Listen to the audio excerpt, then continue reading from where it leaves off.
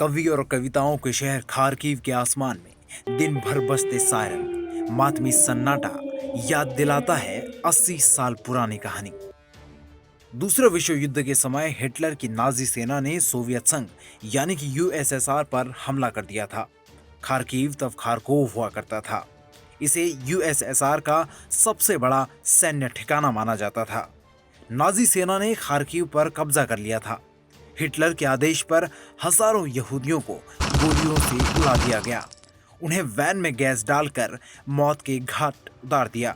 लेकिन अब हिटलर नहीं है और ना ही नाजी शासन है, लेकिन अब पुतिन है। उनके आदेश पर रूस यूक्रेन पर हमले कर रहा है। रूस के हमलों में कल का खार्किव एक बार फिर अब उजड़ चुका है। 15 लाख की आबादी वाले शहर में अब सिर्फ तबाही नजर आ रही है। यूक्रेन ने दावा किया है कि जंग के पहले 7 दिनों में रूस ने यूक्रेन के करीब 2000 बेगुनाह नागरिकों की जान ले ली। 80 साल पहले खार्किव में हुई लड़ाई में खार्किव की आबादी बहुत कम हो गई थी। सितंबर 1941 में सिर्फ 2 दिन में 30,000 से ज्यादा यहूदियों को मार डाला गया। तब यहाँ करीब 25 लाख यहूदी रहा करते थे। 1,20,000 यहूदी जिंदा बचे थे। 70% शहर बर्बाद हो गए। इधर पुतिन के आदेश के बाद जो तस्वीरें सामने आ रही हैं वो बेहद दर्दनाक हैं। जिंदगी पूरी तरह पटरी से उतर चुकी है।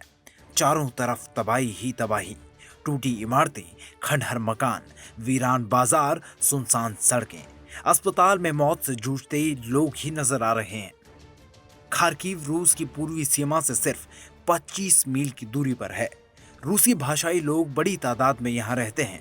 रूस को लगा था कि खार्किव को आसानी से कब्जा लेगा, लेकिन यूक्रेन की सेना ने रूसी सेना को अपने मंसूबों में कामयाब नहीं होने दिया। इसी की खुन्नस रूस ने बमबारी कर निकाल दी है। 1951 में सोवियत संघ टूट जाता है। यूक्रेन आजाद हुआ। फिलहाल रूस कीव और खार्किव इन 2 बड़े शहरों पर कब्जा चाहता है। इधर यूक्रेन की सेना रूसी सेना के सामने सीना ताने खड़ी है। रूस हर रोज युद्ध पर 1 लाख करोड़ रुपए से ज्यादा खर्च कर रहा है। इससे रूस को बहुत नुकसान हो सकता है। रूस में भी विरोध बढ़ गया है। कई शहरों में लोग जंग के खिलाफ प्रदर्शन करने लगे हैं। एस्टोनिया के पूर्व डिफेंस मिनिस्टर रिहो टेरास की रिपोर्ट की माने तो युद्ध 10 दिन से ज्यादा चला तो रूस की आर्थिक स्थिति खस्ता हो जाएगी। रूस की करेंसी में बड़ी गिरावट। युद्ध पर हर दिन 1.12 लाख करोड़ रुपए खर्च हो रहा है। रूस की करेंसी रूबल भी कमजोर हो रही है। डॉलर के मुकाबले गिरकर ये 1 सेंट रह गई है। पश्चिमी देशों ने रूस के साथ डॉलर, यूरो, पाउंड में बिजनेस पर बैन लगा दिया। रूस युद्ध में 5 लाख करोड़ रुपए से ज्यादा खर्च कर चुका है। इधर कीव और खार्किव में यूक्रेन को मजबूती से लड़ने के लिए कुछ देशों ने हथियारों की सप्लाई शुरू कर दी है। कई देश चाहते हैं कि रूस को ज्यादा दिनों तक रोके रखा जाए।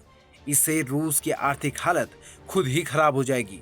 कीव इंडिपेंडेंट की माने तो यूक्रेन के नेशनल बैंक को $33 मिलियन का सपोर्ट मिला है।